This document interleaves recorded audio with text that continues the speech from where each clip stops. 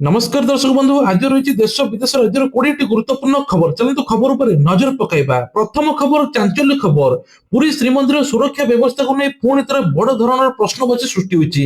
विश्व प्रसिद्ध श्रीमंदिर में एवं जोता बाहरी जड़े भक्त जोता पिंधि श्रीमंदिर भीतर को प्रवेश कर श्रीमंदिर में गुजरात पर्यटक भूलवशत जोता पिंधि मंदिर भीतर को प्रवेश करते सिंहद्वार दे 22 पांच अतिक्रम कर भीतर बेढ़ा पर्यंत चली जाते सेठारे उपस्थित थिबा जड़े सेवायत नजर ए व्यक्ति ऊपर पड़ता। सेवायत जनक तुरंत श्रद्धालु को अटकाइबा सहित जोता खोलिया कही बाहर को पठाई दि जाता। तेज यह घटना सुरक्षाकर्मी जांच प्रक्रिया कहीं कड़ाकड़ी भाव पालन होनी से नेकी प्रश्नवाची सृष्टि होती। प्रतिदिन हजार हजार भक्तों भिड़ जमुता बेले सिंहद्वार कड़ा पुलिस मुतयन रहउछन्ति तथापि किभଳି भक्त एभଳି काम करछन्ति से नै प्रश्नवाची सृष्टि होईछि। परवर्ती खबर भोटर तालिका अनियमितता चारि सरकारी अधिकारी निलंबित। राज्य निर्वाचन कमिशन पक्षर एक बड़ धरण चांचल्य खबर आछि। भोटर तालिका प्रस्तुति में अनियमितता कर्तव्य अवहेला करने अभियोग में चारि सरकारी अधिकारी को तुरंत प्रभाव निलंबन कर अधिकारी माने निर्वाचन प्रक्रिया स्वच्छता रक्षा कर विफल होता प्राथमिक तदंतर जमापड़ी। निर्वाचन कमिशन निर्देश अनुसार अधिकारी विरोध में विभागीय कार्यानुष्ठान नुहे बरं फौजदारी मामला एवं एफआईआर रुजु करने निर्देश दि जाइछि। परवर्ती खबर ग्रीन स्टिकर ने कि भ्रम दूर कले परिवहन मंत्री। राज्य में गाड़ी गुड़िक ग्रीन स्टिकर लगे किछि दिन हम चली द्वंद्व मंत्री परदा हटाई ग्रीन स्टिकर लगे बाध्यतामूलक कि नहीं जनसाधारण मध्य अनेक भ्रांत धारणा सृष्टि होता। मंत्री स्पष्ट कर वर्तमान परिस्थिति में गाड़ी मालिकों ग्रीन स्टिकर लगे अनिवार्य नुहे। परिवहन विभाग जारी प्रदूषण करने एवं एसबू बचाई सरकार एभली नीति नियम आनी गाड़ी मानक चिन्हट करने ग्रीन स्टिकर व्यवस्था अणाई। तेबे यह कौन जोरिमाना कठोर भाव आईन लागू कर लोक मैंने निज सुविधा अनुसार यह ग्रहण करेंगे। निकटस्थ आरटीओ पाखु जाई आपण ग्रीन स्टिकर पाइपर। यह नियम अजथा आतंकित होबार आवश्यकता नहीं। जो मैंने परिवेश सुरक्षा स्वेच्छाकृत भाव पदक्षेप नेबाकु चाहती से विभाग स्वागत करिवो। आगामी दिन में यह व्यवस्था को अधिक सरलीकरण कर सहित मार्च 31 तारिख पर्यंत प्रदूषण सर्टिफिकेट आप बाहरी करेंगे। एप्रिल 1 ठार कड़ाकड़ी भाव कार्यानुष्ठान जदि जेकोसी लोक पॉल्यूशन पीयूसीसी सर्टिफिकेट नथिबो तांकू 10,000 टका जोरिमाना पड़िबो। परवर्ती खबर विकसित ओडिशार सारथी होउचंती युवा शक्ति। एने मुख्यमंत्री मोहन चरण माझी राज्य में युवपीढ़ी एक बड़ प्रेरणादायक वार्ता देइचंती। एक स्वतंत्र कार्यक्रम में जोगदे मुख्यमंत्री मोहन चरण माझी कहते युवपीढ़ी को भविष्य गढ़ी तोलिबा आमर लक्ष्य। युवक माने हेउचंती आम राज्यर प्रकृत सारथी जो माने विकास रथ को आगे नहीं पारिबे।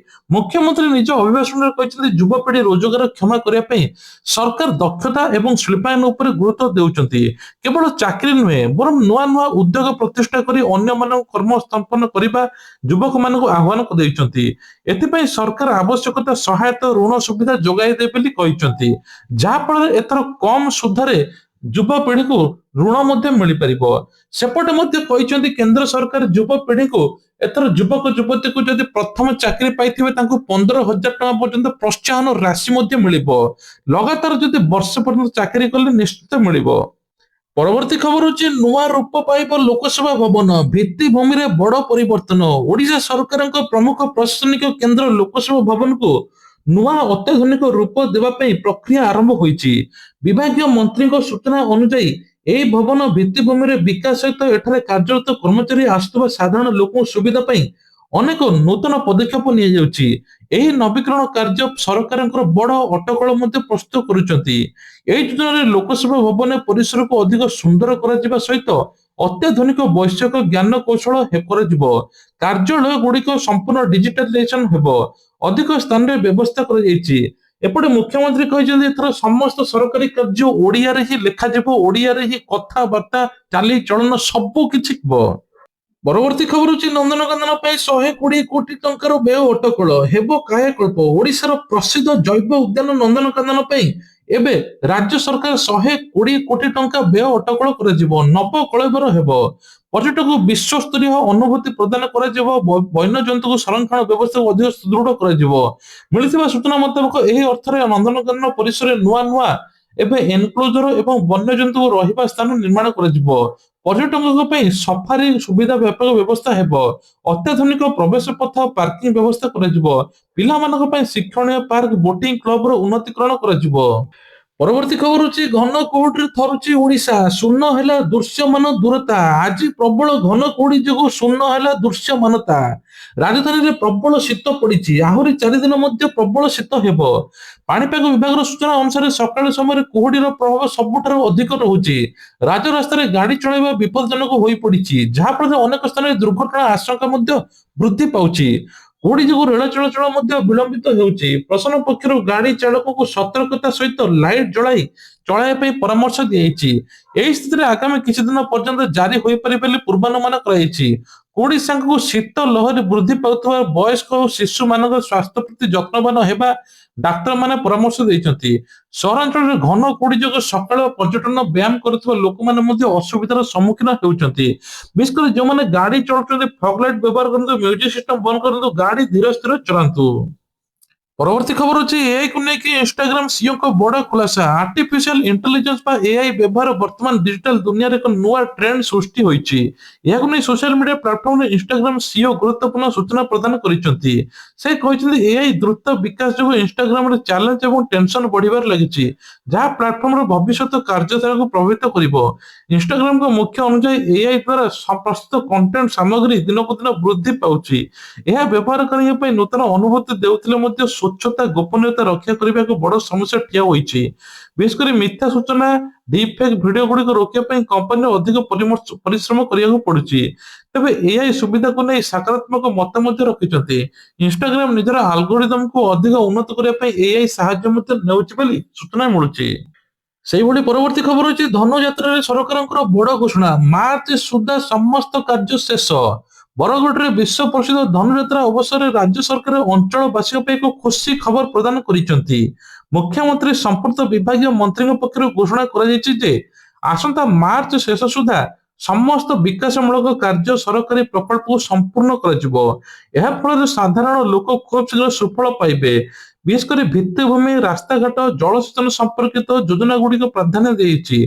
ଧନୁଯାତ୍ରା ସମୟରେ ହଜାର ହଜାର ଭକ୍ତ ପର୍ଯ୍ୟଟକଙ୍କ ସମାଗମ ହେଉଥିବାରୁ ଏଭଳି ଶୁଭ ସମୟରେ ସରକାର ପ୍ରତିଶ୍ରୁତି ଅଞ୍ଚଳବାସୀଙ୍କ ସହିତ ଉତ୍ସାହ ସୃଷ୍ଟି ହୋଇଛି। ସରକାର କର୍ମଚାରୀଙ୍କ ମଧ୍ୟ ନିର୍ଦ୍ଧାରିତ ସମୟସୀମା ମଧ୍ୟରେ କାମ ସାରିବା ପାଇଁ ନିର୍ଦ୍ଦେଶ ମଧ୍ୟ ଦିଆଯାଇଛି। ଧନୁଯାତ୍ରା ଏକ ଉତ୍ସବ ନୁହେଁ, ବରଂ ବରଗଡ଼ ପାଇଁ ଏକ ଐତିହାସିକ ଗୌରବର ପ୍ରତୀକ। ତେଣୁ ଏହି ସମୟରେ କରାଯାଇଥିବା ଘୋଷଣା ସରକାରଙ୍କ ଜନହିତକାରୀ ମନୋଭାବକୁ ଦର୍ଶାଉଛି। ମାର୍ଚ୍ଚ ଶେଷ ସୁଦ୍ଧା ଲକ୍ଷ୍ୟ ପୂରଣ ହେଲେ ଏହି ଅଞ୍ଚଳର ଅର୍ଥନୀତି ବିକାଶରେ ଏକ ମାଇଲଖୁଣ୍ଟ ସଦୃଶ ହେବ ବୋଲି ସୂଚନା ମିଳୁଛି। ପରବର୍ତ୍ତୀ ଖବର ହଉଛି ପାଣ୍ଡ୍ୟାଙ୍କ ପାୱାର ଶୋ, ଗୋଟିଏ ଓଭରରେ 5ଟି ଛକା, ଗୋଟିଏ ଚୌକା। ଭାରତର କ୍ରିକେଟର ହାର୍ଦ୍ଦିକ ପାଣ୍ଡ୍ୟା ପୁଣି ଥରେ ନିଜର ଦମଦାର ବ୍ୟାଟିଂ ପାଇଁ ଏବେ ଚର୍ଚ୍ଚାରେ ପାଲଟିଛନ୍ତି। ତେବେ କୁହାଯାଉଛି ମ୍ୟାଚରେ ସେ ନିଜର ବିସ୍ଫୋରକ ଅନ୍ଦାଜରେ ବ୍ୟାଟିଂ କରି ଏବେ ବିରୋଧୀ ବୋଲରକୁ କଡା ଶିକ୍ଷା ଦେଇଛନ୍ତି। ଗୋଟିଏ ଓଭରରେ 5ଟି ବିଶାଳ ଛକା, ଗୋଟିଏ ଆକର୍ଷଣୀୟ ଚୌକା ମାରି ନୂଆ ରେକର୍ଡ ମଧ୍ୟ ସୃଷ୍ଟି କରିଛନ୍ତି। କ୍ରିକେଟ ପ୍ରେମୀମାନେ ପାଣ୍ଡ୍ୟାକୁ ଜଣେ ଫିନିଶର ଭାବେ ବେଶ ପସନ୍ଦ ଏବେ କରୁଛନ୍ତି। ପରବର୍ତ୍ତୀ ଖବର ହଉଛି ଆରବିଆଇ ର ନୂଆ ନିୟମ, ଆକାଉଣ୍ଟ ଟଙ୍କା ଥିଲେ ବି ଉଠାଇ ପାରିବେ ନାହିଁ। ଭାରତୀୟ ରିଜର୍ଭ ବ୍ୟାଙ୍କ ଆରବିଆଇ ପକ୍ଷରୁ ବ୍ୟାଙ୍କିଂ ନିୟମରେ ଗୁରୁତ୍ୱପୂର୍ଣ୍ଣ ପରିବର୍ତ୍ତନ କରାଯାଇଛି, ଯାହା ଗ୍ରାହକମାନଙ୍କୁ ଆଶ୍ଚର୍ଯ୍ୟ କରିପାରେ। ନୂଆ ନିୟମ ଅନୁଯାୟୀ କେତେକ ନିର୍ଦ୍ଦିଷ୍ଟ ପରିସ୍ଥିତିରେ ଆପଣଙ୍କୁ ବ୍ୟାଙ୍କ ଆକାଉଣ୍ଟ ଟଙ୍କା ଥିଲେ ମଧ୍ୟ ଟଙ୍କା ଉଠାଇ ପାରିବେ ନାହିଁ। ଏହି ନିୟମ ସୁରକ୍ଷା କେୱାଇସି ସମ୍ପର୍କିତ କରାଯାଉଛି ବୋଲି ଯଦି ଗ୍ରାହକ ଜଣେ କେୱାଇସି କରିନଥିବ ବା ପ୍ୟାନ କାର୍ଡ, ଆଧାର କାର୍ଡ ଲିଙ୍କ କରିନଥିବ, ତେବେ ସେମାନଙ୍କ ଆକାଉଣ୍ଟ ମଧ୍ୟ ଫ୍ରିଜ ହୋଇପାରେ। ନିଜର ଆକାଉଣ୍ଟରେ ଟଙ୍କା ଥିଲେ ମଧ୍ୟ ଉଠାଇ ପାରିବେ ନାହିଁ। ଏହା ଦ୍ୱାରା ଠକେଇରୁ ରକ୍ଷା କରିବ ବୋଲି କୁହାଯାଉଛି। ଏସହିତ ଜଏଣ୍ଟ ଆକାଉଣ୍ଟ କିମ୍ବା ମୃତ ବ୍ୟକ୍ତିଙ୍କ ଆକାଉଣ୍ଟ କ୍ଷେତ୍ରରେ ମଧ୍ୟ ଏହି କଟକଣା ଲାଗୁ କରାଯାଇଛି। ଗ୍ରାହକମାନଙ୍କୁ ସର୍ବଦା ନିଜର ମୋବାଇଲ ନମ୍ବର, ଆଧାର କାର୍ଡ ବ୍ୟାଙ୍କିଂ ସହିତ ଯୋଡ଼ିବା ପାଇଁ କୁହାଯାଇଛି। ଆଗକୁ ଏହି ଅସୁବିଧା ସମ୍ମୁଖୀନ ହେଲେ ତୁରନ୍ତ ଆପଣମାନେ ନିଜର କେୱାଇସି କରିଦିଅନ୍ତୁ। ପରବର୍ତ୍ତୀ ଖବର ହଉଛି ସାଉଦି ଆରବର ଯାତ୍ରା ପାଇଁ ନୂଆ ଆଡଭାଇଜର ଜାରି। ସାଉଦି ଆରବକୁ ଯିବା ପାଇଁ ହେଲେ ଯାତ୍ରୀଙ୍କ ପାଇଁ ଗୁରୁତ୍ୱପୂର୍ଣ୍ଣ ସୂଚନା ଦିଆଯାଇଛି। ସାଉଦି ସରକାର ନିଜର ଯାତ୍ରା ମାର୍ଗଦର୍ଶୀରେ କିଛି ପରିବର୍ତ୍ତନ କରିଛନ୍ତି, ଯାହା ଫଳରେ ଏହି ଦେଶକୁ ଯିବା ପୂର୍ବରୁ ସହଜ ହୋଇ ନାହିଁ।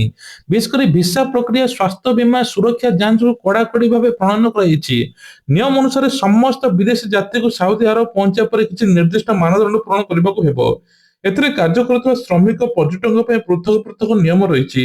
ବିଶେଷ କରି ସାଂସ୍କୃତିକ ଧାର୍ମିକ ପରମ୍ପରାକୁ ସମ୍ମାନ ଦେବା ସହିତ ଯାତ୍ରୀଙ୍କୁ ସତର୍କ କରାଯାଇଛି। ଏହି ମାର୍ଗଦର୍ଶିତ ଯିବା ପରେ ଏଜେନ୍ସି ଯାତ୍ରୀମାନେ ଅଧିକ ସତର୍କ ହୋଇପାରିବେ। ଯଦି କୌଣସି ଯାତ୍ରୀ ଏହି ନିୟମ ଉଲ୍ଲଂଘନ କରନ୍ତି ତାଙ୍କୁ ଜୋରିମାନା ଏବଂ ସ୍ୱଦେଶ ଫେରାଇ ଦେବାର ବ୍ୟବସ୍ଥା ରହିଛି। ସାଉଦି ଯିବା ପୂର୍ବରୁ ସମସ୍ତ ଆବଶ୍ୟକ ଦଲିଲ ଏବଂ ଅପଡେଟ୍ ସୂଚନା ପାଇଁ ଯାଞ୍ଚ ପାଇଁ ପରାମର୍ଶ ଦିଆଯାଇଛି। ପରବର୍ତ୍ତୀ ଖବର ହେଉଛି ନିବେଶକ ପାଇଁ କଳା ବଜାରରେ ନୂତନ ଆକର୍ଷଣୀୟ ଯୋଜନା ରହିଛି, ଯେଉଁଥିରେ ଗୋଟିଏ ନିବେଶରେ ଦୁଇଟି ଫାଇଦା ମଧ୍ୟ ମିଳିବ। ଏହି ସ୍କିମ୍ ମାଧ୍ୟମରେ ଅବସର ପରେ ମଧ୍ୟ ମାସିକ 50,000 ଟଙ୍କା ପେନସନ ମିଳିବା ସହିତ ମଧ୍ୟ 4 କୋଟି ଟଙ୍କାର ବିରାଟ ପାଣ୍ଠି ମିଳିବାର ସୁଯୋଗ ରହିଛି। ଆର୍ଥିକ ସୁରକ୍ଷା ପାଇଁ ଏକ ବଡ଼ ପଦକ୍ଷେପ ନିଆଯାଇଛି। ଏହି ଯୋଜନାରେ ଅଳ୍ପ ବୟସରୁ ନିବେଶ ଆରମ୍ଭ କଲେ ଅଧିକ ଲାଭ ମିଳିବ। ଚକ୍ରବୃଦ୍ଧି ସୁଧ ବା କମ୍ପାଉଣ୍ଡିଂ ଫାଇଦା ମିଳୁଥିବାରୁ ଦୀର୍ଘ ସମୟ ଧରି ଟଙ୍କା ରଖିଲେ ମଧ୍ୟ ଏହି ପାଣ୍ଠିରେ ପରିଣତ ହେବ। ସାଧାରଣତଃ ବେତନଭୋଗୀ କର୍ମଚାରୀ ଏବଂ ବ୍ୟବସାୟୀ ନିଜର ଭବିଷ୍ୟତକୁ ସୁରକ୍ଷିତ କରିବା ପାଇଁ ଏହି ସ୍କିମ୍ ସାହାଯ୍ୟ ନେଇପାରିବେ। ବିଶେଷଜ୍ଞ ମତରେ ଆଜିକାଲି ମୁଦ୍ରାସ୍ଫୀତି ସମୟରେ ସମୟରେ ମଧ୍ୟ ଯୋଜନା ଅତ୍ୟନ୍ତ ଗୁରୁତ୍ୱପୂର୍ଣ୍ଣ। ଏଥିରେ ଟିକସ ରିହାତିର ସୁବିଧା ମଧ୍ୟ ମିଳିବ। ତେବେ କୌଣସି ସ୍କିମରେ ଟଙ୍କା ରଖିବା ପୂର୍ବରୁ ସର୍ତ୍ତାବଳୀ ଭଲ ଭାବରେ ପଢିବା ଏବଂ ପରାମର୍ଶଦାତା ସହିତ କଥା ହେବା ଜରୁରୀ। ଏହି ଯୋଜନା ଯୁବପିଢିଙ୍କ ମଧ୍ୟରେ ବେଶ ଲୋକପ୍ରିୟ ହେବାରେ ମଧ୍ୟ ଲାଗିଛି। ତେବେ ଆପଣମାନେ କେତେ ଟଙ୍କା ପେନସନ ପାଇବେ ସେ ନେଇକି ମଧ୍ୟ ଆପଣ ଜାଣିବା ଦରକାର। ପରବର୍ତ୍ତୀ ଖବର ହେଉଛି ମାର୍ଚ୍ଚ 2026ରୁ 500 ଟଙ୍କିଆ ନୋଟ ବନ୍ଦ ହେବ କି? সোশ্যাল মিডিয়াରେ ଏକ ଖବର ବେଶ ଭାଇରାଲ ହେଉଛି। ଆସନ୍ତା ମାର୍ଚ୍ଚ 26ରୁ ରିଜର୍ଭ ବ୍ୟାଙ୍କ 500 ଟଙ୍କିଆ ନୋଟ ବନ୍ଦ କରିଦେବ। ଏହି ଖବର ଜନସାଧାରଣଙ୍କ ମଧ୍ୟରେ ଭୟ ଏବଂ ଦ୍ୱନ୍ଦ୍ୱ ମଧ୍ୟ ସୃଷ୍ଟି ହୋଇଛି। ତେବେ ସରକାର ଆରବିଆଇ ପକ୍ଷରୁ ଏସବୁ ଗୁଜବ ବୋଲି ସ୍ପଷ୍ଟୀକରଣ କରାଯାଇଛି। ଯଦି କୌଣସି ସୋସିଆଲ ମିଡିଆରେ ଏଭଳି ମିଥ୍ୟା ଖବର ଦେଉଛି ତାଙ୍କ ଉପରେ ଦୃଢ କାର୍ଯ୍ୟାନୁଷ୍ଠାନ ନିଆଯିବ। ପୂର୍ବରୁ 2,000 ଟଙ୍କା ନୋଟ ପ୍ରତ୍ୟାହାର କରାଯାଇଥିବାରୁ ଲୋକମାନେ ସହଜରେ ଏହି ଖବରଟିକୁ ଭାବି ନେଉଛନ୍ତି। ଲୋକମାନେ ଭାବୁଛନ୍ତି 500 ଟଙ୍କିଆ ନୋଟ ମଧ୍ୟ ବନ୍ଦ ହୋଇଯିବ, କିନ୍ତୁ ଏଭଳି କୌଣସି ଆରବିଆଇ ଘୋଷଣା କରିନାହିଁ। ପରବର୍ତ୍ତୀ ଖବର ହେଉଛି ଅବସର ସୁବିଧାକୁ ନେଇ ବିଜେପି ସରକାରଙ୍କର ବଡ ନିଷ୍ପତ୍ତି। ରାଜ୍ୟର ସରକାରୀ କର୍ମଚାରୀଙ୍କ ପାଇଁ ଏକ ବଡ ଖୁସି ଖବର। ବିଜେପି ନେତୃତ୍ୱାଧୀନ ସରକାର ଅବସରକାଳୀନ ସୁବିଧା ବା ରିଟାୟାରମେଣ୍ଟ ବେନିଫିଟକୁ ନେଇକି ଏହି ଐତିହାସିକ ବଡ ନିଷ୍ପତ୍ତି ନେଇଛନ୍ତି। ଏହି ନୂଆ ନିୟମ ଅନୁସାରେ ଅବସର ନେବା ପରେ କର୍ମଚାରୀ ମିଳୁଥିବା ପେନସନ ଓ ଅନ୍ୟାନ୍ୟ ଭତ୍ତାକୁ ଅଧିକ ବୃଦ୍ଧି କରାଯିବ। ସରକାର ଏହି ନିଷ୍ପତ୍ତି ଦ୍ୱାରା ଲକ୍ଷ ଲକ୍ଷ କର୍ମଚାରୀ ଉପକୃତ ମଧ୍ୟ ହେବେ। ଖାଲି ସେତିକି ନୁହେଁ, ଅବସରକାଳୀନ ଅର୍ଥ ପାଇବାରେ ହେଉଥିବା ବିଳମ୍ବକୁ ଦୂର କରିବା ପାଇଁ ସ୍ୱତନ୍ତ୍ର ପୋର୍ଟାଲ ମଧ୍ୟ ଆରମ୍ଭ କରାଯିବ। କର୍ମଚାରୀମାନେ ନିଜର କାର୍ଯ୍ୟକାଳ ଶେଷ ହେବା ପରେ ସମସ୍ତ ପାଉଣା ସଠିକ ସମୟରେ ପାଇପାରିବେ, ଯାହା ସେମାନଙ୍କ ବୃଦ୍ଧାବସ୍ଥାରେ ସହାୟକ ହେବ ବୋଲି ମୁଖ୍ୟମନ୍ତ୍ରୀ କହିଛନ୍ତି। ତା ସହିତ ଭତ୍ତା ଟଙ୍କାକୁ ନେଇକି ବଡ ଅପଡେଟ ଦେଇଛନ୍ତି। ଭତ୍ତା ଟଙ୍କା ମଧ୍ୟ ଖୁବ ଜଲ୍ଦି ବଢିବ। ରାଜ୍ୟରେ 60 ବର୍ଷର ହିତାଧିକାରୀଙ୍କୁ ଭତ୍ତା ମିଳିବ ଏବଂ 80 ବର୍ଷ ଉର୍ଦ୍ଧ୍ୱ 3,500 ମିଳୁଛି। ତେବେ ଏପଟେ ସୁଭଦ୍ରା ଟଙ୍କାକୁ ନେଇକି ବଡ ଅପଡେଟ। ସୁଭଦ୍ରା ମଧ୍ୟ 2ଟି କିସ୍ତି 10,000 ଟଙ୍କା ମିଳିବ। ଯୋଉମାନଙ୍କୁ 60 ବର୍ଷ ତାଙ୍କୁ ବାଦ ଦିଆଯିବ, ସେମାନଙ୍କୁ ଭତ୍ତା ଟଙ୍କାରେ ଆଡ କରାଯିବ। ଏପଟେ ମଧ୍ୟ ମୁଖ୍ୟମନ୍ତ୍ରୀ ମୋହନ ଚରଣ ମାଝୀ କହିଛନ୍ତି ଏସଏଚଜି ମହିଳାକୁ 10,000 ଟଙ୍କା ଋଣ ମିଳିବ, ସେ ପୁଣି ବି ବିନା ସୁଧରେ। ମହିଳାମାନେ କିଭଳି ଆଗକୁ ଯିବେ ସେ ନେଇକି ମୁଖ୍ୟମନ୍ତ୍ରୀ ଏ ବିଷୟରେ ଘୋଷଣା କରିଛନ୍ତି। ତେବେ ଇଏ ଥିଲା ଆଜିର ଦେଶ ବିଦେଶ ରାଜ୍ୟର ଖବର। ଯଦି ଖବରଟି ଭଲ ଲାଗିଥାଏ ନିଶ୍ଚୟ ଲାଇକ୍ କରିବେ। ଚ୍ୟାନେଲରେ ନୂଆ ଥିଲେ ସବସ୍କ୍ରାଇବ କରିବା ପାଇଁ ଭୁଲିବେ ନାହିଁ। ଜୟ ଜଗନ୍ନାଥ।